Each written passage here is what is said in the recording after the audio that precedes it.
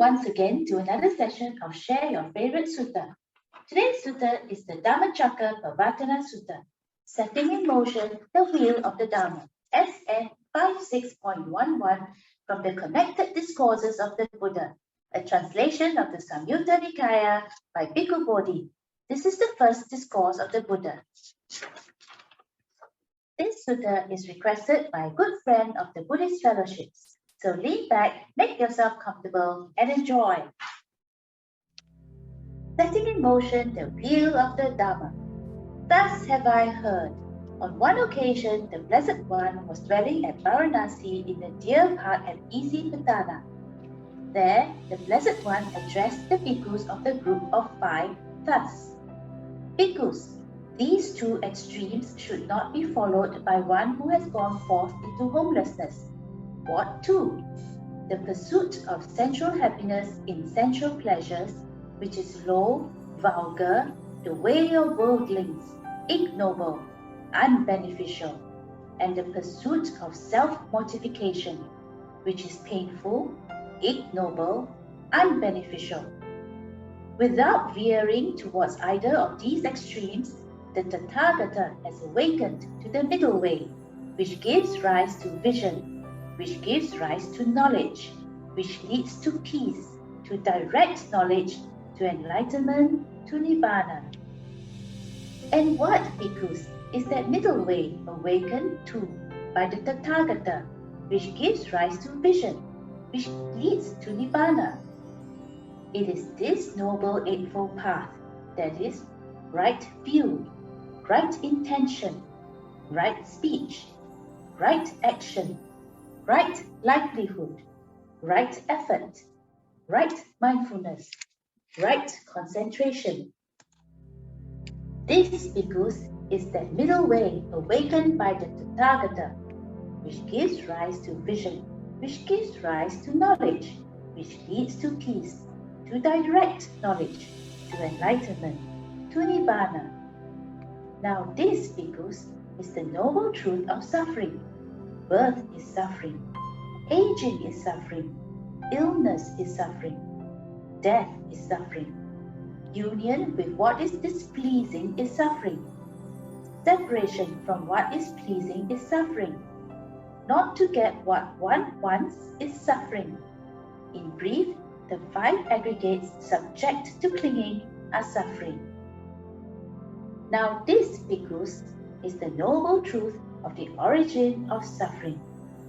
It is this craving which leads to renewed existence, accompanied by delight and lust, seeking delight here and there, that is, craving for sensual pleasures, craving for existence, craving for extermination. Now this, bhikkhus, is the noble truth of the cessation of suffering.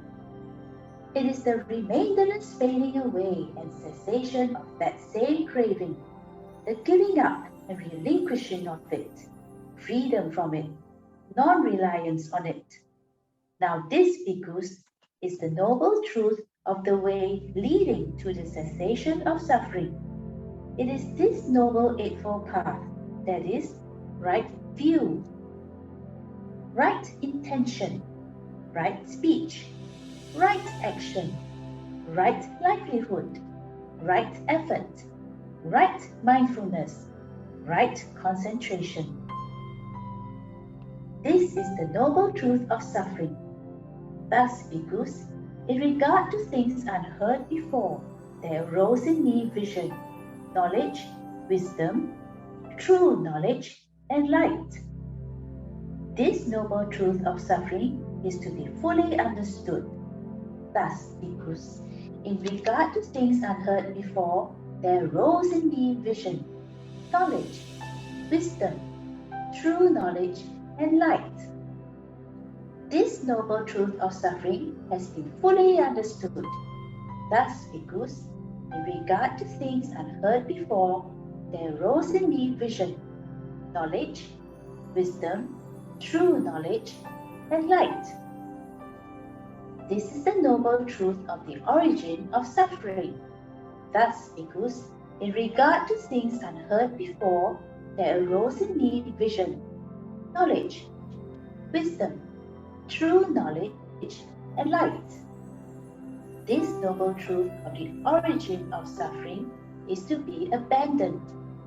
Thus, bhikkhus, in regard to things unheard before, there arose in me vision, knowledge, wisdom, true knowledge, and light.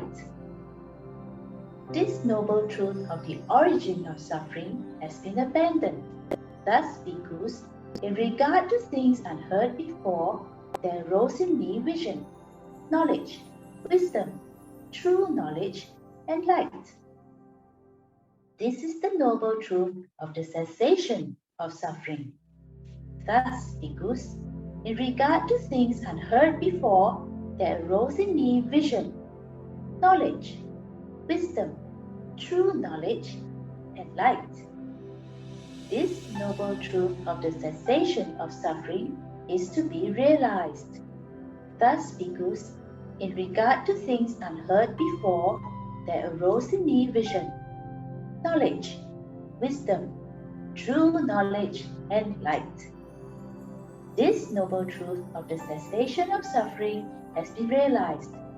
Thus, bhikkhus, in regard to things unheard before, there arose in me vision, knowledge, wisdom, true knowledge, and light. This is the noble truth of the way leading to the cessation of suffering. Thus, bhikkhus, in regard to things unheard before, there arose in me vision, knowledge, wisdom, true knowledge, and light. This noble truth of the way leading to the cessation of suffering is to be developed. Thus, bhikkhus, in regard to things unheard before, there arose in me vision, knowledge, wisdom, true knowledge, and light. This noble truth of the way leading to the cessation of suffering has been developed. Thus, bhikkhus, in regard to things unheard before, there arose in me vision, knowledge, wisdom, true knowledge, and light. So long, bhikkhus, as my knowledge and vision of these four noble truths as they really are in their 3 phases and 12 aspects was not thoroughly purified in this way, I did not claim to have awakened to the unsurpassed perfect enlightenment in this world, with its devas, Mara, and Brahma, this generation with its ascetics and Brahmins, its devas and humans. But when my knowledge and vision of these 4 noble truths as they really are in their 3 phases and 12 aspects was thoroughly purified in this way, then I claimed to have awakened to the unsurpassed perfect enlightenment in this world with its devas, Mara, and Brahma, in this generation with its ascetics and Brahmins, its devas and humans. The knowledge and vision arose in me.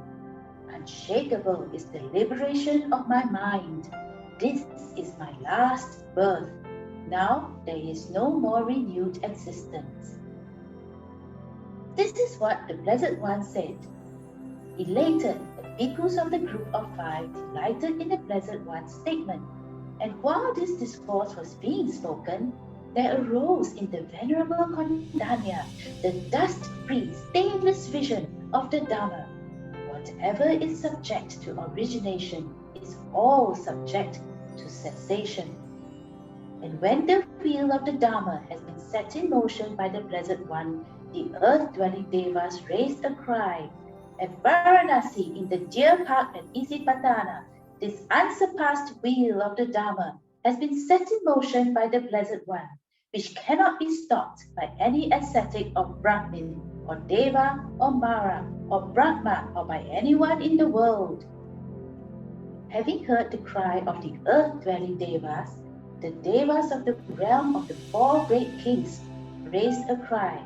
At Varanasi, this unsurpassed wheel of the Dhamma has been set in motion by the Blessed One, which cannot be stopped by anyone in the world. Having heard the cry of the devas of the realm of the 4 great kings, the Tavatimsa Devas, the Yama Devas, the Tusita Devas, the Dimana Rati Devas, the Paranimita Vasavati Devas, the Devas of the Brahma's company, raised a cry. At Varanasi, in the deer park at Isipatana, this unsurpassed view of the Dhamma has been set in motion by the Blessed One, which cannot be stopped by any ascetic or Brahmin or Deva or Mara or Brahma or by anyone in this world. Thus, at that moment, at that instant, at that second, the cry spread as far as the Brahma world, and this 10,000-fold world system shook, quaked and trembled, and an immeasurable glorious radiance appeared in the world, surpassing the divine majesty of the Devas.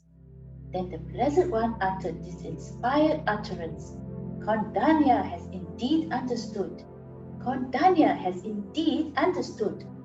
In this way, Venerable Kondanya acquired the name Anya Kondanya. Kondanya who has understood. This concludes the Dhammacakkappavattana Sutta, setting in motion the wheel of the Dhamma, the first discourse of the Buddha. If you would like to share your favorite sutta with your friends, do let us know. The details are in this poster.